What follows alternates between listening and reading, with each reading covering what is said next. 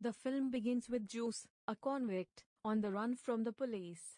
In an attempt to hide, he takes refuge behind an under-construction police station, from where he witnesses George Kutty emerging from. He is then caught by the police and apprehended. 6 years later, George Kutty, Rani, Anju and Anu lead an affluent life. George Kutty, now an owner of a movie theatre, yearns to produce a film, despite his family's objection. He is in constant touch with Vinay Chandran, a prominent screenwriter, in order to develop screenplay for his project. Although the family is comfortable, Anju has repeated fits of epilepsy and is now a PTSD patient, a consequence of her fear of getting arrested in connection to Varun's murder.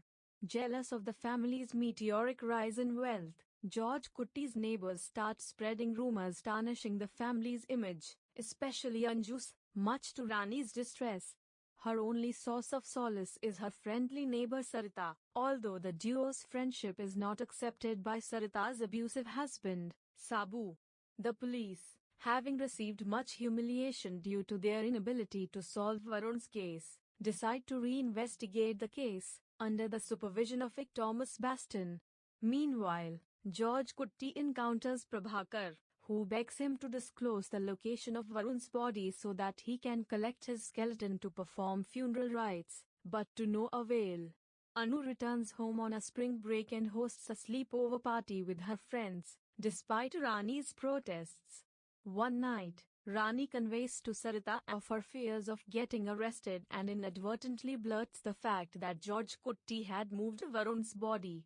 Unbeknownst to her and the family, Sarita and Sabu are actually undercover cops, assigned by Baston in an attempt to discover the location of Varun's body. Among his other spies was Anmol's boyfriend. Meanwhile, Juice is released from prison. After overhearing George Kutty's case from townspeople, he recollects about having seen him at the then unfinished police station and promptly tips off the police. Baston informs this to Geeta and Prabhakar, who arrives from the US to oversee the new developments on the case. Relying on Juice's information, the authorities excavate the police station, eventually discovering a human skeleton. George Kutty learns these events through surveillance cameras. He and his family are then apprehended and questioned by the police. To make matters worse, Rani's earlier revelation to Sarita had been recorded. Sarita and Sabu had bugged George Kutty's house. Geeta's brash questioning results in Anju having another epileptic fit. Distraught, George Kutty gives in a fabricated story in which he is the murderer of Varun, for which he claims he has preserved evidence. After they are let go, the family muse about their supposedly bleak future.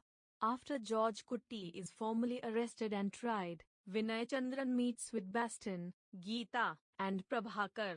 He reveals that, on George Kutty's recommendation, a screenplay was published as a novel titled Drishyam under Vinay Chandran's name for protecting copyright. In their novel, the hero successfully manages to hide the body, but when discovered, he gives a false confession to save his child. Baston then realizes that George Kutty's recorded confession matches with the Drishyam's plot. In the court, George Kutty pleads not guilty. His lawyer argues that the police had used the book's plot to frame George Kutty. Much to the police's shock, the DNA results of the tests conducted on the human skeleton do no match with that of Varun's. Shocked, Vinay Chandran reveals that George Kutty had an alternate climax for his film, in which the hero, attempting to evade capture, would learn about the procedures conducted when such a skeleton is found on that location, Idukki district. The hero would then procure the skeleton of another youngster who had died with injuries similar to that of Varun's, by befriending a local gravedigger. He would further befriend the security guard of the medical institution where the forensic tests of the discovered skeleton would be conducted. On the day the original skeleton is dug up and sent to forensic lab, he would discreetly switch the victim's skeleton with the one he procured, while cremating the original one, thus destroying all incriminating evidence. As per Vinay Chandran's narration, it is revealed that George Kutty had followed suit. With no incriminating evidence to prove his culpability, George Kutty is released. His lawyer requests the court to direct the police to stop proceeding against George Kutty for the time being, as he is moving to High Court to quash the proceedings against him.